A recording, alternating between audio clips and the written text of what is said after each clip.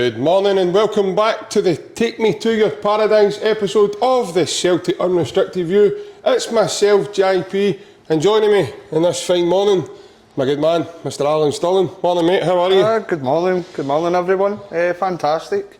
In the Squirrel Bar today, so we're very grateful and glad that the management here have let us record. Yeah. So looking forward to a long relationship that we can record in here and put out some more content and footage for the viewers, so Yeah. very well. Yeah, it's decent isn't it mate, because obviously we've been so used to doing it on a StreamYard in the house and stuff like that, and obviously yourself, you've not really had a taste of this side of things. Normally me and Ryan are usually standing outside Celtic Park and stuff, but we thought it'd be an idea to integrate this episode into just more than just standing outside Celtic Park, mate. But I've got to say, mate, the phone-in went well the other night, didn't it? No, fantastically well. Very happy how it went. It seems that people really liked the content. We had three guys on the phone, and it was really good questions as well that they asked. So we went into depth and answered them. So it looks like this is going to be kind of very fruitful going forward, that we could do this every week, and it'll be something different, something that we can kind of put a wee niche on and try and take it forward that way. And I know, but I really enjoyed it. It felt as if we were on for about around 10 minutes, but it didn't feel like that. It felt like because there was other people putting their views across with the three guests we had, so it felt as if it flew in, as you say. So I really enjoyed it. Aye, and obviously three really good guys that came on and obviously had a chat. Like I says the other night when we were on, that to pilot it, we kind of wanted to do it so that we knew the guys that were coming on. We kind of, because you don't want to jump right into the deep end, and before you know it, you've got that one guy who comes in and lets his side down by saying something he shouldn't. That's why I've hit home a couple of times about the sectarian chants and obviously the abusive language. Aye. No, we'd end up with Robin Galloway on saying he's for a fish and chip shop or something. So, it's best. We're obviously just picking it up and trying something new, so it's trial and error and see how we get on, and hopefully in the near future we can get more people on and work out how it's going to kind of pan out in the future. But it's definitely something we're looking forward to going forward, and it's very different and enjoyable, and it gives us that kind of connection with our viewers as well, that we get to hear what they're thinking, what their feelings are in regard to Celtic. So it's something that's we're really enjoying at present, and I think that'll be the same going forward. I'm trying to take in my surroundings here, Alan. Obviously you see this beautiful artwork that's going on behind us here on the wall. Obviously you've got a Celtic huddle here. I know you folks can't see what's across, sitting right facing me, which is the Lisbon Lions walking on to the Stadio Nacional. And then obviously here, I was at this game, Celtic Hearts. That was the best, that's got to be one of the best tifos I've ever saw at Celtic Park, mate.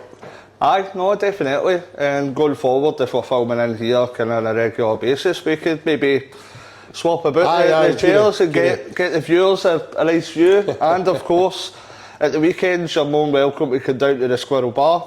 That's where we're filming at present. So it's a great bar, and it takes about kind of 10 minutes to look round. It's cosy, innit? It takes about 10 minutes to look round all the kind of Celtic badges and all the posters and flags that are up. So it's a great wee place. I think the most important thing is, Alan, is you're not coming down here unless you're a Celtic fan, mate. I think that's a given, aye. I don't think you would need to second guess what you're in here, so aye, but it's... Don't come down if you're not really into Celtic too much. But it's a very friendly bar, so aye, we recommend it highly, and we're looking forward to filming in here for the foreseeable anyway. Yeah, definitely. Obviously, since we were last on as well, did we get a wee bit of breaking news for our social media? Has Fia been agreed with Paulo Bernardo now with Benfica? And obviously, it came out first in Portugal, and it was a Portuguese source that that let the cat out of the bag, and then it kind of cottoned on, and a few British sources were starting to say it. So, do you think we're nearly there with that one, Alan?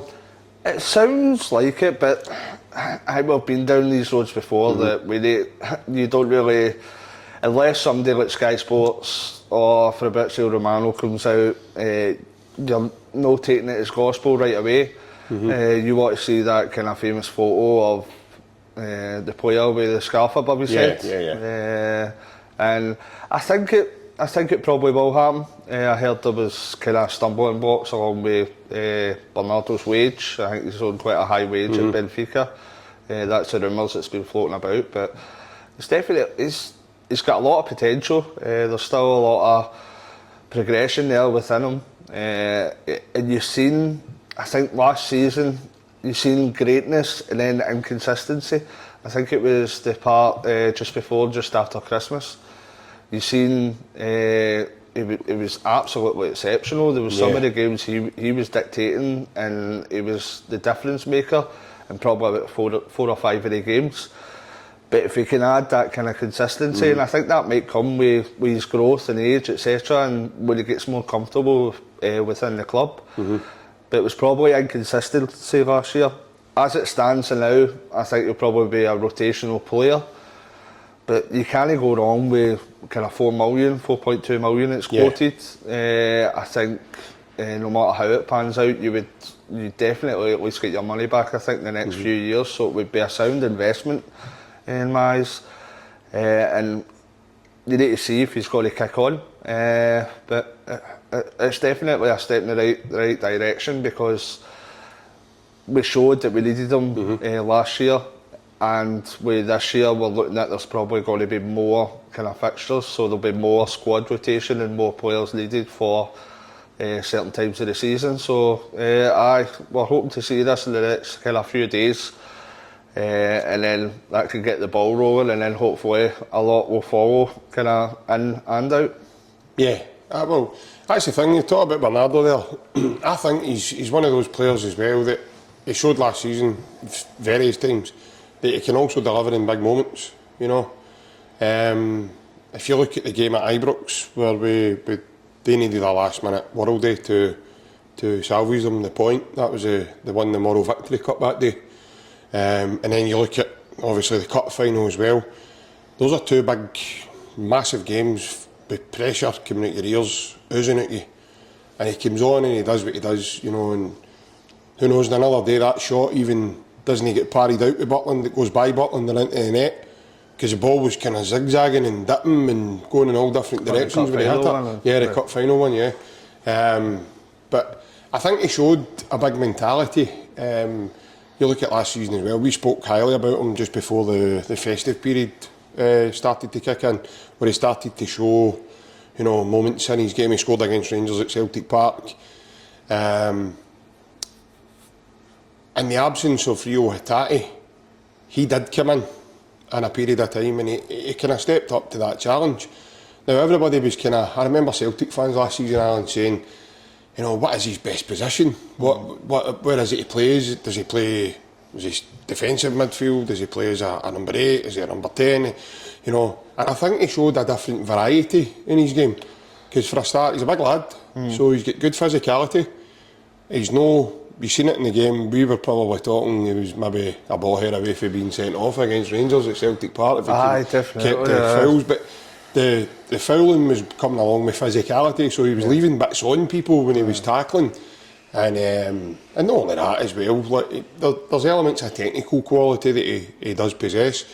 But Alan, I think, like you said there, a 4.2 million deal, mate, I think it's an absolute no-brainer, especially for a guy his age. Because working under a manager in Brendan Rodgers, mate, realistically, unless something dramatically changes, you can only see that going one way, which is rising and rising and rising. You don't see him going back away.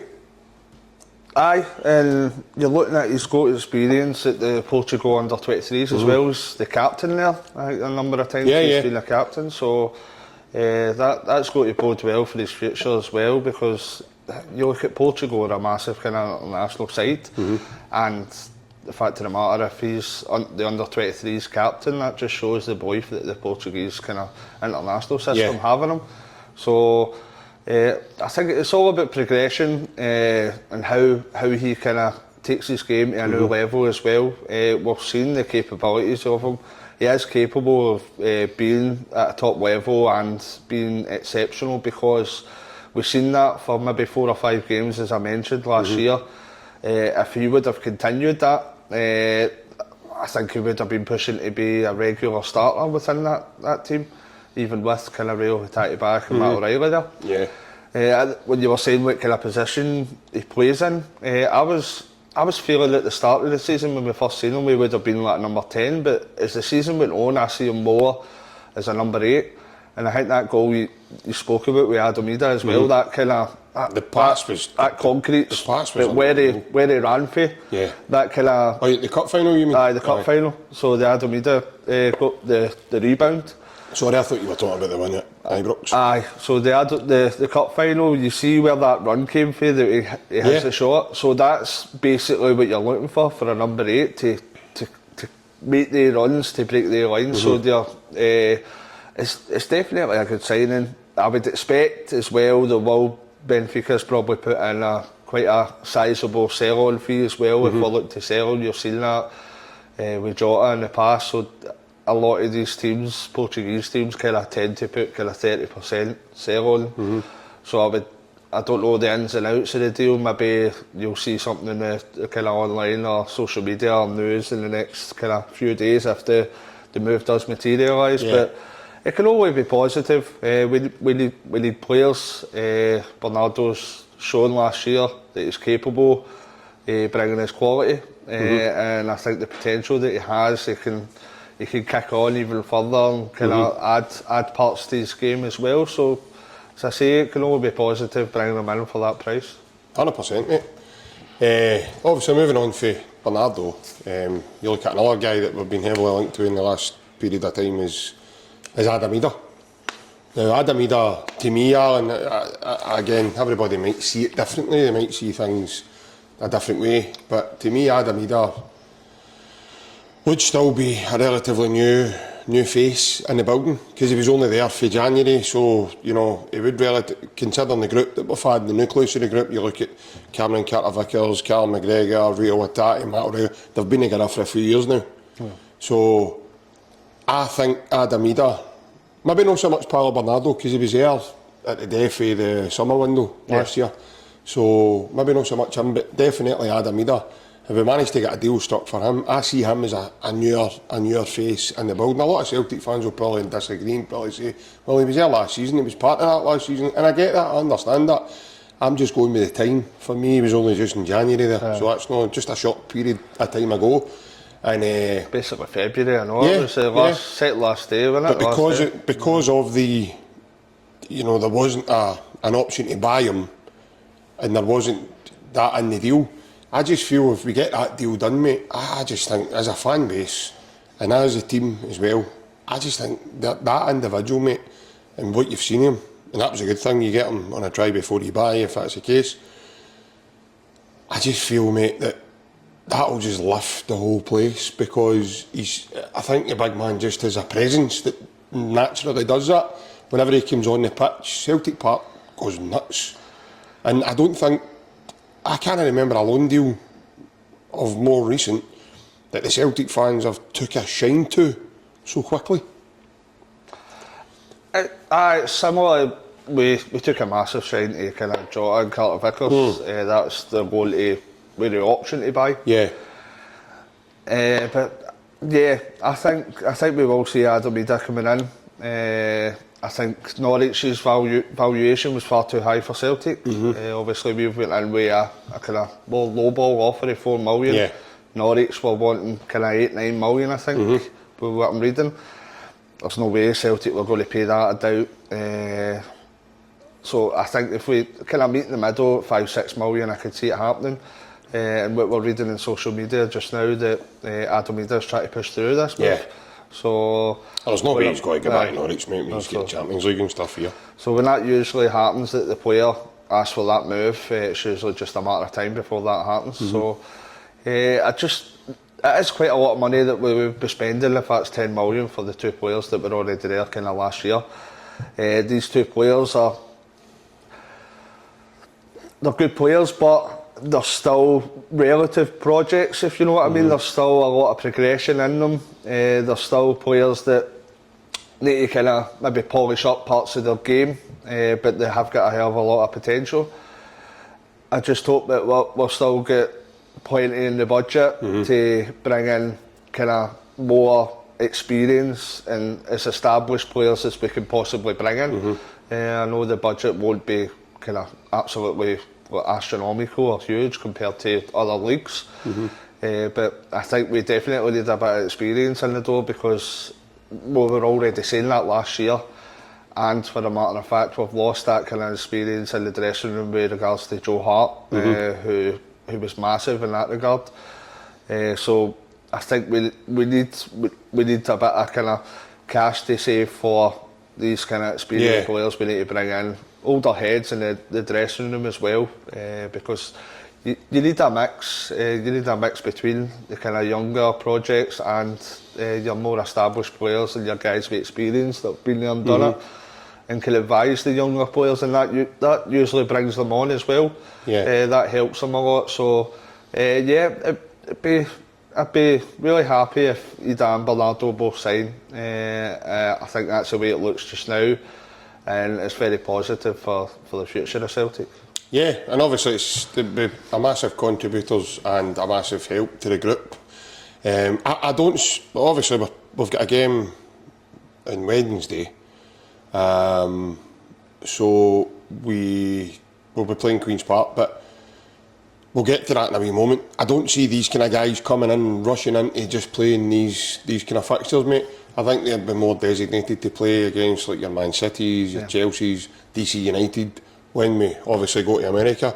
And that is obviously something we've got coming, Alan. And I think, going with what who I've spoke to, and what I'm reading on social media, I think there's an element of our support, mate, that are certainly getting very restless over the lack of transfer business as yet. Aye, we spoke kind of briefly on it the last couple of podcasts. I think as time goes on, with no players brought in, you become slightly apprehensive and concerned. I don't think, well, just in my personal opinion, I know Celtic fans, everybody's different. My personal opinion is that I wouldn't be at panic stations yet. Transfers do take a bit of time, but at the same time, we've only got 3 and a bit weeks to start the actual season. So, as I've said, if there's no kind of a bit of activity within the next few days to a week or so, then I think kind of panic levels might rise a wee bit more.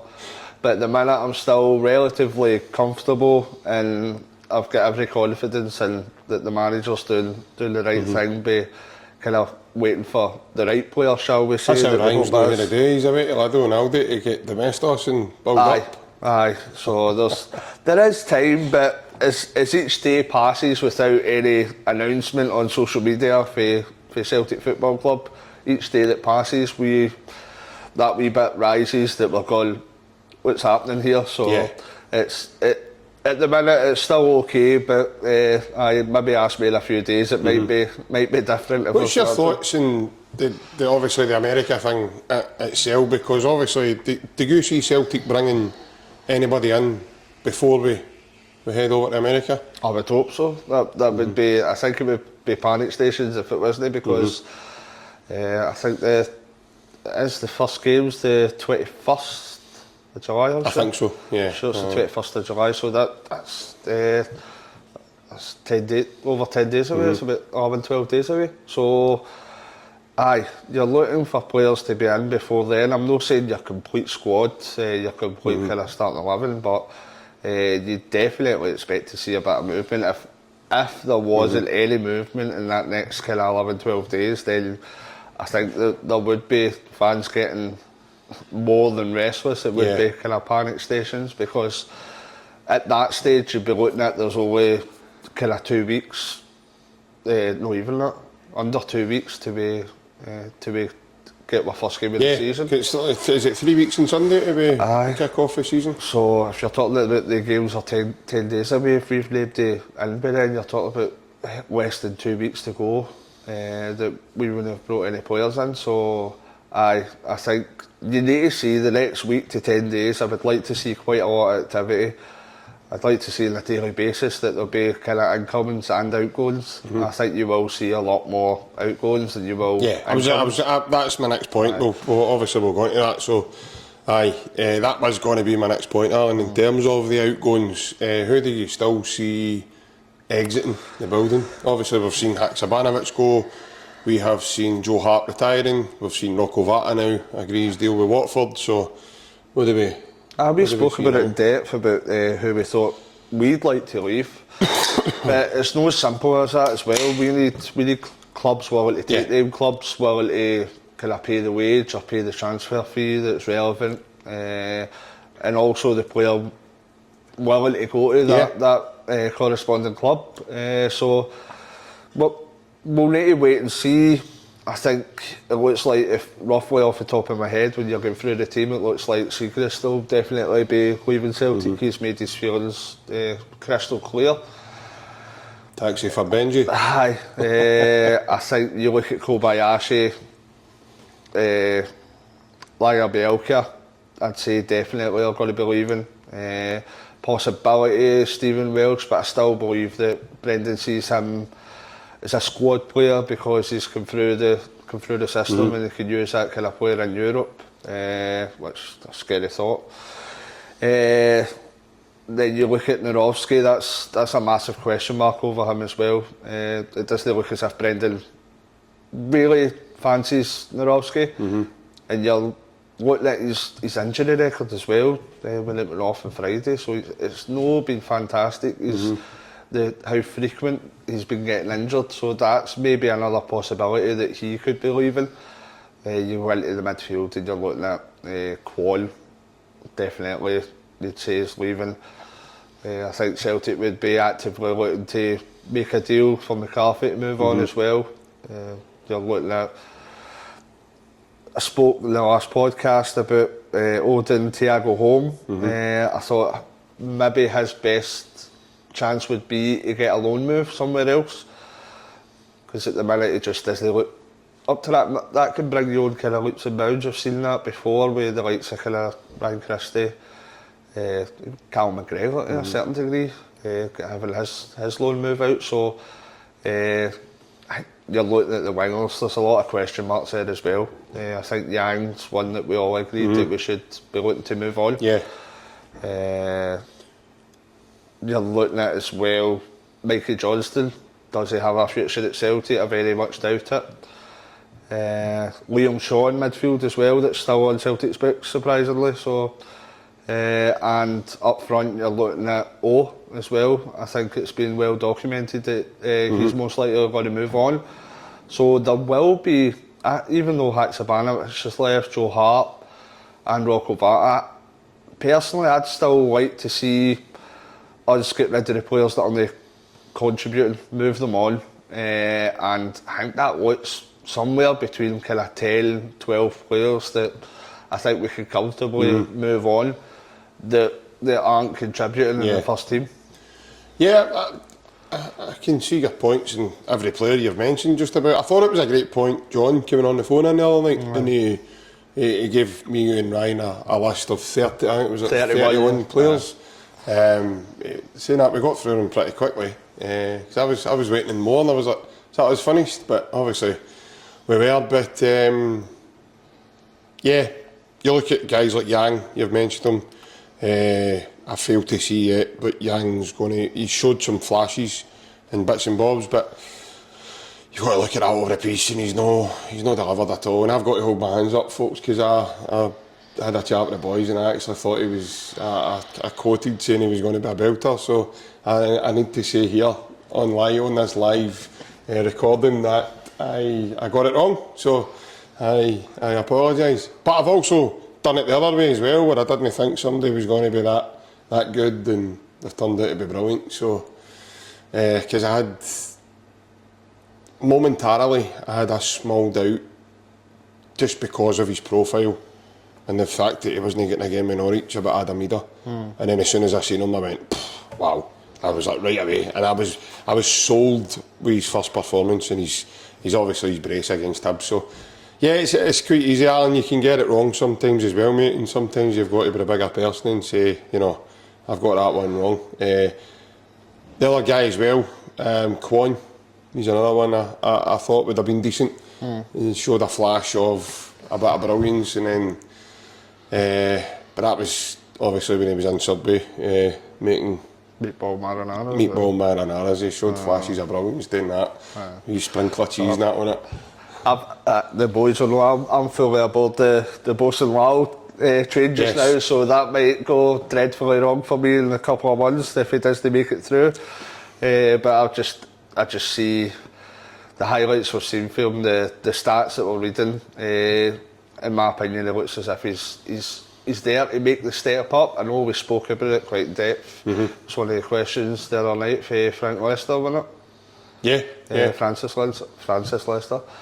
He'll not shoot you down for calling him Frank. I think he answers to both. But he needs to put in the hard work, as I said the other night as well. Matt O'Reilly was along kind of similar league places, but Matt O'Reilly put in that work, and Matt O'Reilly progressed like nobody expected, and he's became an absolutely top player. So we don't expect that with everybody, but I think Celtic fans especially have been crying out for that type of player, that kind of physical player since the likes of Victor Wanyama, and this is probably the nearest kind of suitable player I can see since that. And I just hope that he can step up and progress and make the grade. That doesn't mean that he's going to start a lot this season. It just means that he can kind of work on from where he's been and hopefully make that progression that maybe in a year or two that he can be a kind of a regular Celtic starter. Yeah, listen, totally. I would love to see some of the young lads being given an opportunity, but obviously, Alan, as we know, it's got to be the right thing. It's got to be the right fit. That was again another point I was wanting to cover with you, obviously before we finish up today. But you've banged the drum long enough about Bosun Lawal. We got him for Watford. Can understand why Celtic wanted him. He's a big physical presence. One thing I have noticed of him, he's got a lovely touch. He's got a soft touch with his feet, and the control's instantaneous with him, and he's got an eye for a pass. Looking at him the other night, just the height of him and his physicality, he just reminded me a wee bit like a Van der Snow. A Van der Snow just looked really taller than everybody else, and like, I'm not saying he was, he played like a Van der Snow, that's not what I'm meaning. I'm just saying, like, in terms of his height and his presence.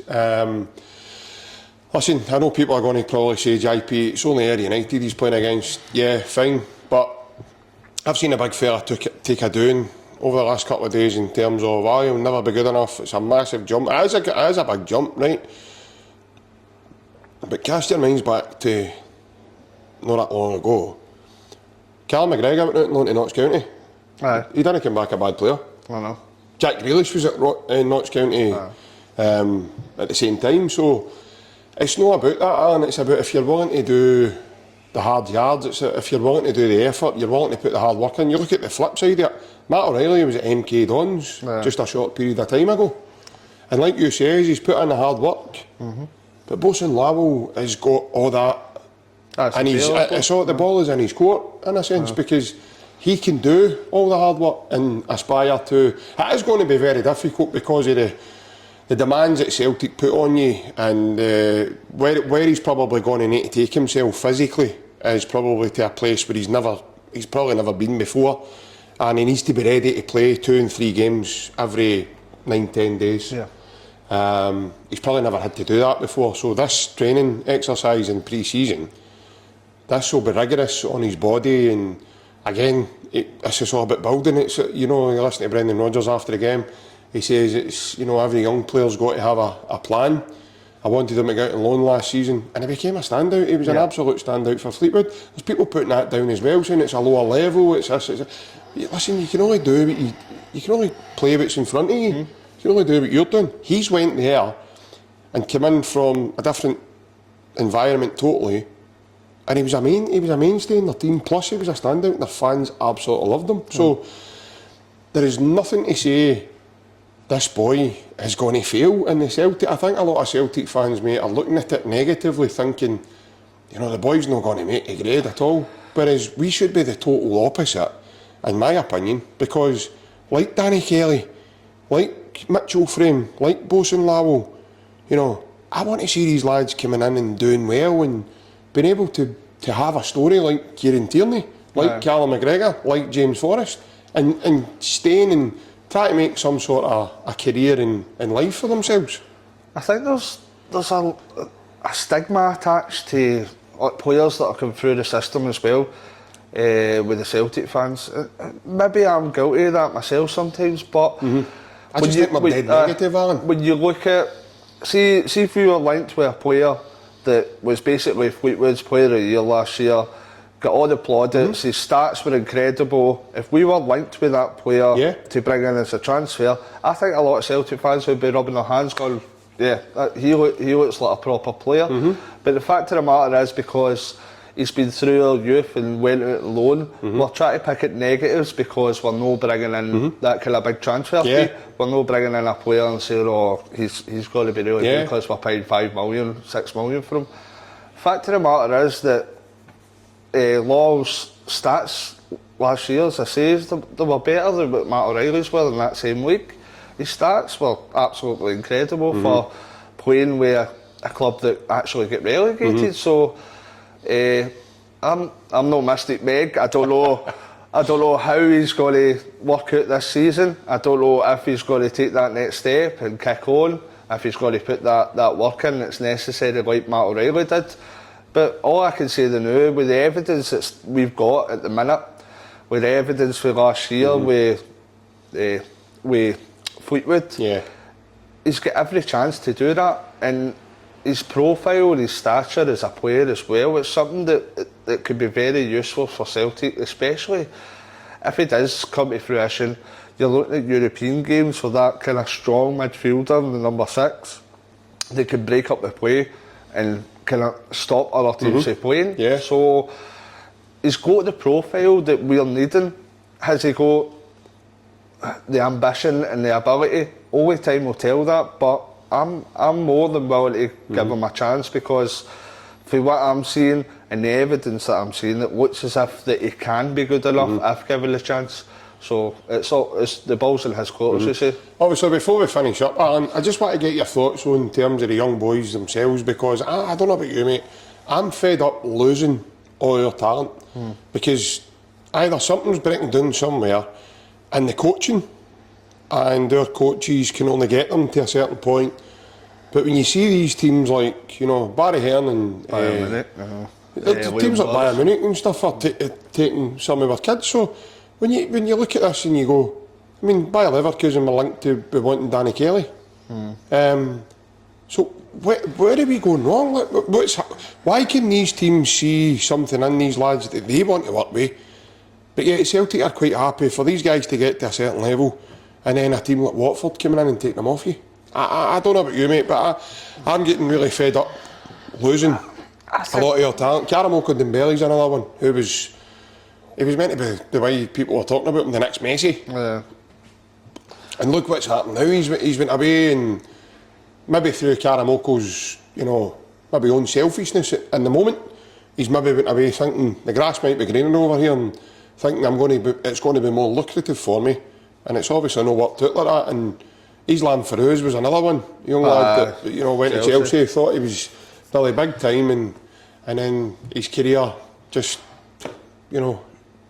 plummets. But I'm fed up losing our young talent, Alan, and I really wish something more can be done. I'm hoping that under the stewardship and learning quite a lot of Tommy Burns, Darna Day is the right fit for that kind of go-between, and can set up another small conveyor belt of like say Bosun Lawal, like say Danny Kelly, like say Mitchell Frame, some of these lads can then come into the team and give Brendan Rodgers a headache, man.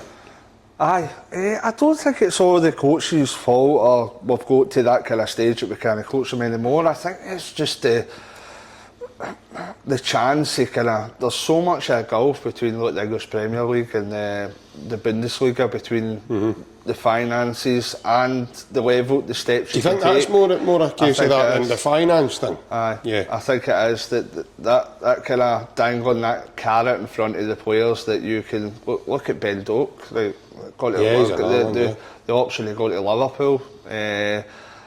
I think anybody in his situation is probably going to take that chance, and it's working out well for him. He's played at Liverpool though. Aye. He is probably going to be a really talented lad. Liam Morrison, that was at he's just signed for QPR last week. So it is just other clubs can entice them because it sounds like Rocco Vata's move was merely financial as well.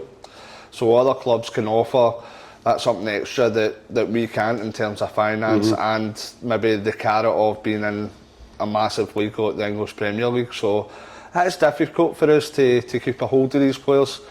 But we need to be wise enough that when these players show that kind of progression, that we can tie them down on kind of lucrative contracts as well. And I think we just missed out on that with Ben Doak. If we could have tied him down a contract before Liverpool, then we might have been able to get a considerable fee.